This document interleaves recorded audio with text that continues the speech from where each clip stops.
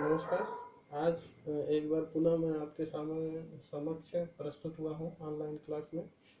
तो देखिए, आज मैं बीएड सेकेंड सेमेस्टर के लिए लेकर आया हूँ एक नया topic, resources for the science teaching. Resources for the science teaching. इससे पहले हमने चर्चा करी थी प्लान, यूनिट प्लान और लेसन प्लान की। तो plan, unit plan, lesson plan हमने पिछले पिछले टर्म पे चर्चा करी थी। उसको आप लोगों ने देखा होगा और आशा है कि समझ में भी आया होगा।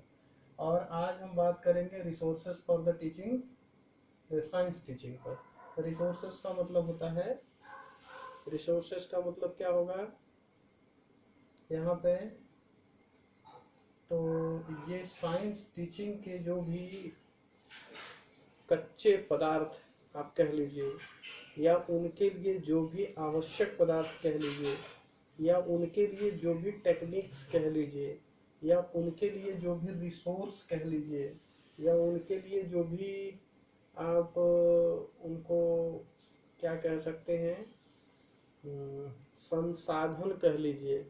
तो ये संसाधन है, रिसोर्सेस मतलब संसाधन। तो ये साइंस टीचिंग की जो संसाधन है वो क्या क्या हो सकते हैं, तो उस पर आज हमारी आपसे चर्चा होगी। तो ये रिसोर्सेस या साइंस टीचिंग की जो रिसोर्सेस हैं वो है क्या। देखिए, एक्चुअल में होता क्या है कि हम जब भी साइंस पढ़ते हैं तो हमें साइंस पढ़ने के लिए हमें मूलभूत जो रिसोर्सेस चाहिए उनमें से ढेर सारे मटेरियल्स ऐड की आवश्यकता पड़ती है। तो हमारा जो पहला रिसोर्स है वो मटेरियल ऐड ही है, या इसे हम टीचिंग ऐड कहते हैं। इसको हम मटेरियल ऐड,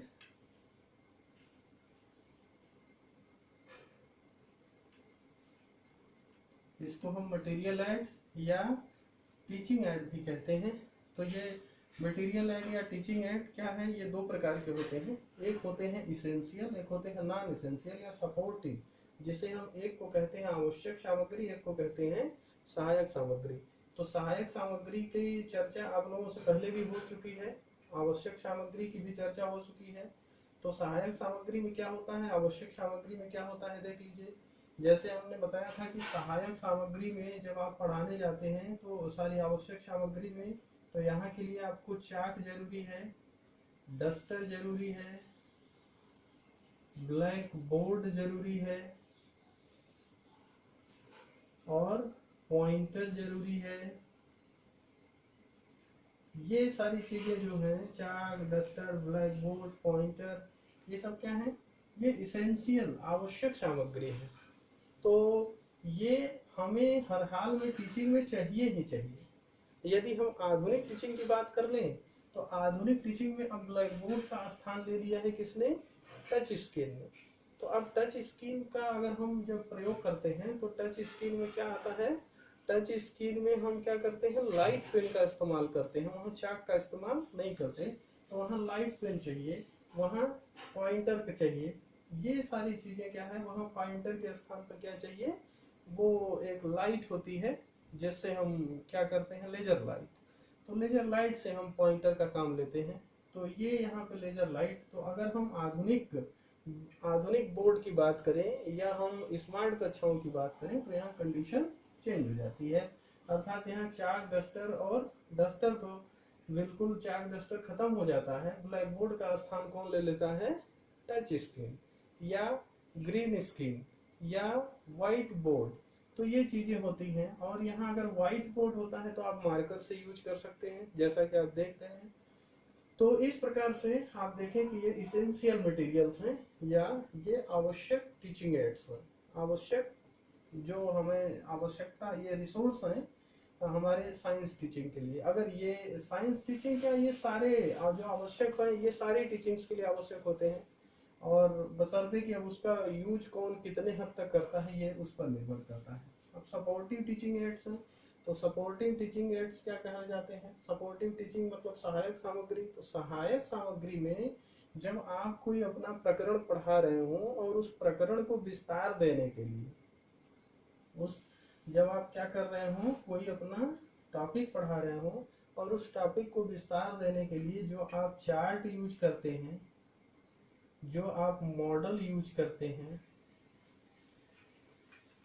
चार्ट और मॉडल यूज करते हैं, आप जो मैप यूज करते हैं, आप जो इनसे संबंधित हैंडमेड सामग्री यूज करते हैं, हैंडमेड एड्स जो यूज करते हैं, और जो आप क्या है प्रत्यक्ष, प्रत्यक्ष का मतलब जो डायरेक्ट, या आप ये कह लें कि जो जो एक्चुअल मटेरियल का जो हम लोग यूज करते हैं, एक्चुअल मटेरियल, तो ये सारे क्या हैं, ये टीचिंग एड्स की कैटेगरी में आते हैं।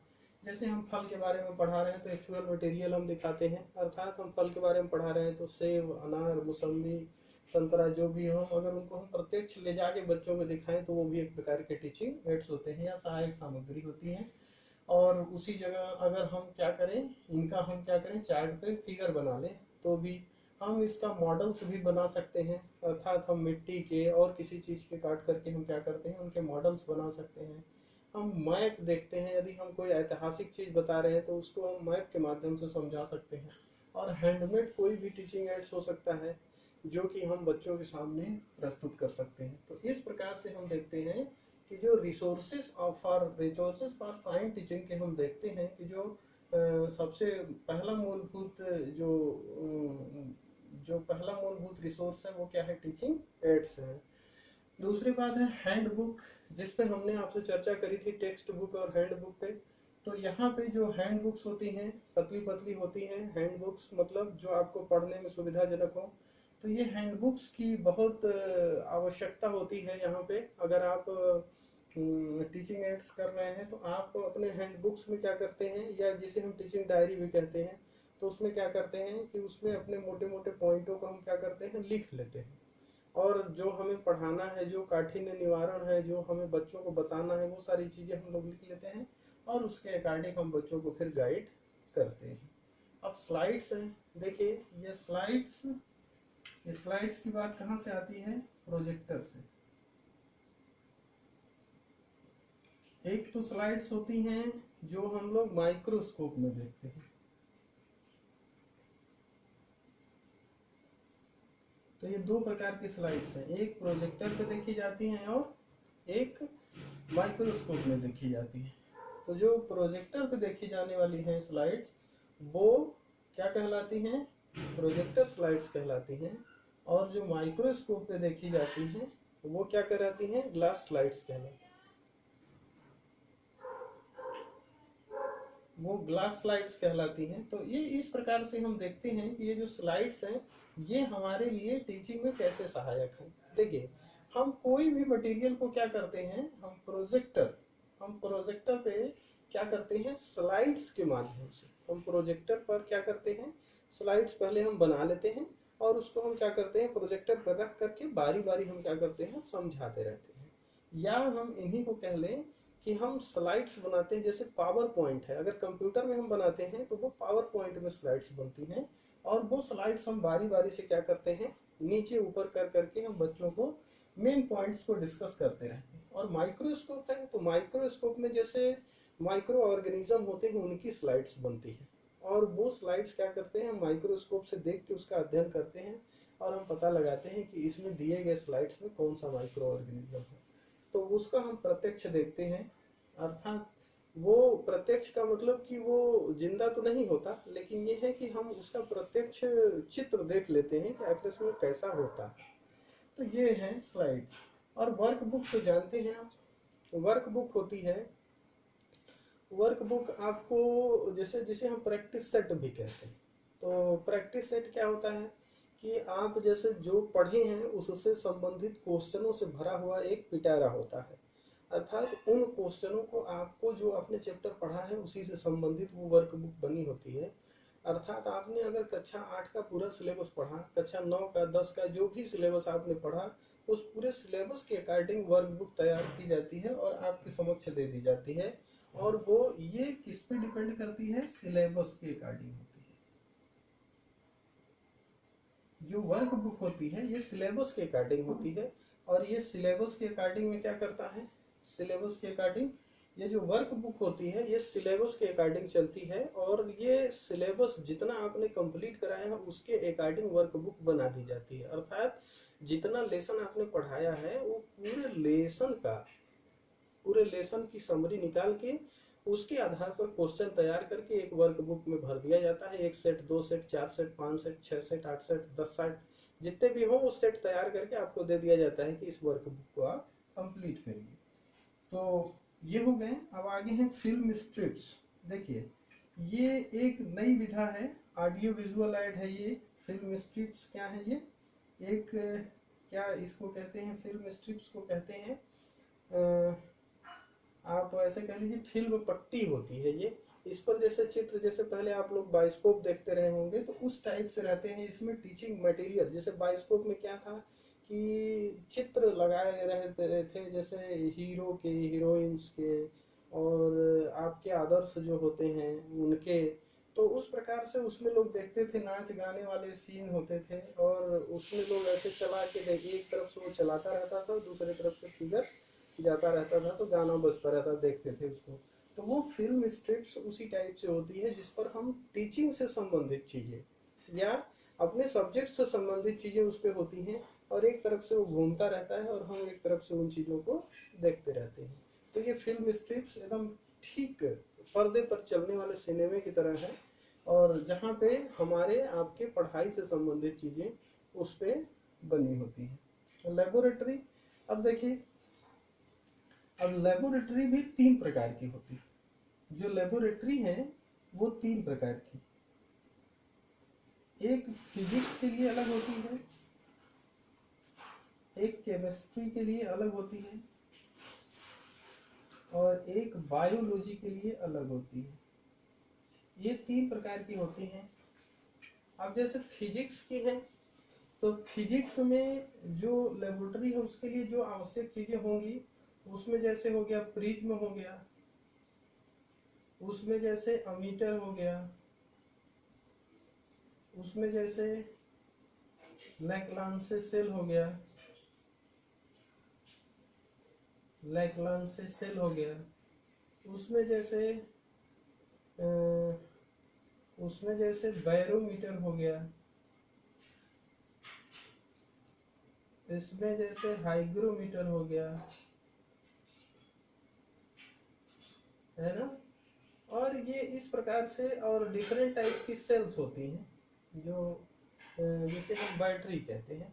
तो ये इस प्रकार के जो फिजिक्स की लैब होती है वो इस प्रकार के मटेरियल ऐडों से वो भरी होती है। वहीं हम केमिस्ट्री में आ जाएं, तो हम केमिस्ट्री में आते हैं तो यहाँ पे क्या होता है, पीपेट होता है, यहाँ पे ब्यूरेट होता है, रासायनिक तुला होता है, केमिकल बैलेंस जिसे बोलते हैं। और इसमें क्या होता है, टेस्ट ट्यूब्स होती हैं, स्पैचुला होता है, केमिकल्स होते हैं, एक्सेट्रा। और बायोलॉजी, अगर बायोलॉजी के लैब में देखें तो ढेर सी स्लाइड्स होते हैं, यहाँ पे स्लाइड्स होते हैं, स्पॉटिंग्स होती हैं, है ना। और लैब में माइक्रोस्कोप्स होते हैं, और इस प्रकार से। तो अगर हम देखें, अगर यहाँ लेबोरेटरी की बात करें तो लेबोरेटरी हमारे यहाँ 3 प्रकार की होती है, जैसा कि आप जानते हैं। ये रिसोर्सेस हैं साइंस टीचिंग के लिए, क्योंकि जब हम टीचिंग करते हैं तो इन रिसोर्सों का प्रयोग करते हैं, इसीलिए हम बता रहे हैं। तो ये है फिजिक्स की जो फिजिक्स की लेबोरेटरी होती है, वो उनमें ये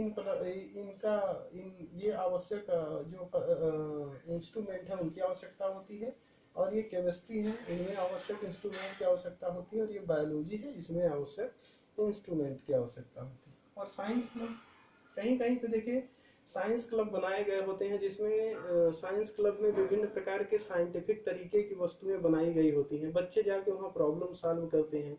साइंस से संबंधित मैगजीन्स होती हैं, वहाँ साइंस से संबंधित जर्नल्स होते हैं, बच्चे पढ़ते हैं और साइंटिफिक तरीके से उन चीज़ों को वहाँ सीखते हैं, तो वो साइंस क्लब होता है। एक प्रकार का आप समझ लीजिए सोसाइटी होती है वो, साइंस सोसाइटी, जहाँ बच्चे जाके उनका ब्रेन स्टार्मिंग, साइंस के प्रति ब्रेन स्टार्मिंग होती है, अर्थात उनका ब्रेन उसके प्रति उनको करने के लिए इच्छुक होता है। एक्वेरियम, एक्वेरियम आप जानते हैं मछलियाँ आपके घर में भी लगी रहती हैं। तो अब एक्वेरियम बड़ा भी हो सकता है, छोटा भी हो सकता है। तो अगर मछलियों का आपको पालने का शौक है तो आप शीशे के जार में जो मछलियों को बंद करके रखते हैं वो क्या है, एक प्रकार का आर्टिफिशियल मछलियों को पालने का वातावरण ही क्या कहलाता है, एक्वेरियम। और म्यूजियम, म्यूजियम तो आप जानते हैं ये भी आवश्यक चीज़ें हैं साइंस टीचिंग के लिए। और ये साइंस टीचिंग के लिए आवश्यक म्यूजियम क्यों है, क्योंकि म्यूजियम में बहुत सारे पुरातात्विक वस्तुओं का कलेक्शन होता है, और कुछ हमारे जैसे पुरातत्व तो है ही है, और कुछ हमारे आवश्यक जैसे ऑर्गेनिक इवोल्यूशनरी चीज़ें भी वहाँ पे रखी जाती हैं, जिससे हमें मानव विकास से संबंधित चीज़ों के बारे में पता चलता है। और लास्ट में हार्टिकल्चर, जिसे हम बागवानी कहते हैं। तो बागवानी, विद्यालय में भी एक बागवानी होती है, और उस बागवानी में विभिन्न प्रकार के पेड़ पौधों की भी खेती कराई जाती है बच्चों से, और उनको जानकारी दी जाती है। तो ये चीज़ें आप देख रहे हैं कि इस प्रकार से ये रिसोर्सेज फॉर साइंस टीचिंग है। और इसमें एक चीज़ मैं भूल गया हूँ, वो है लाइब्रेरी, तो वो भी देख लीजिए। इन सबों के साथ साथ लाइब्रेरी आवश्यक है, क्योंकि बिना लाइब्रेरी को तो कोई काम हो ही नहीं सकता। ये बुक्स वगैरह तो हैं, लेकिन साइंस टीचिंग का एक सबसे अच्छा स्वाध्याय का एक बहुत अच्छा तरीका, जहाँ बच्चे जा कर के बैठ कर के क्या करते हैं, अपने से अध्ययन करते हैं, ये क्या कहलाता है, लाइब्रेरी। ये तो लाइब्रेरी भी जानते हैं, जहाँ विभिन्न प्रकार के पुस्तकों का कलेक्शन होता है, और बच्चे जा कर के यहाँ क्या करते हैं, बैठ करके। तो ये रिसोर्स हैं, रिसोर्सों के अंतर्गत आते हैं। और साइंस क्विज हैं, साइंस गेम्स हैं, और कई प्रकार के साइंस से संबंधित जैसे कुछ एक्सपेरिमेंटल बुक्स वगैरह होती हैं, तो आप जानते हैं। तो इस प्रकार से आज का हमारा टॉपिक क्या होता है, यहीं पर कंप्लीट होता है, और हम आप लोगों के साथ नेक्स्ट टॉपिक पर मिलेंगे नेक्स्ट डे पे। तो उसमें एक नए टॉपिक के साथ मिलेंगे उसके लिए। तो आज रिसोर्स टीचिंग रिसोर्सेस पर हमने चर्चा करी, उसमें आपने देखा कि टीचिंग रिसोर्सेस क्या होते हैं। अब नेक्स्ट टॉपिक पे हम चर्चा करेंगे इन्हीं रिसोर्सेस में से अलग अलग रिसोर्सेस किस प्रकार से हम इनका यूज करते हैं, इन्हीं पर से हम देखेंगे। और ये दूसरी यूनिट हमारी चल रही है, और आशा करते हैं कि ये भी जल्दी खत्म हो। धन्यवाद।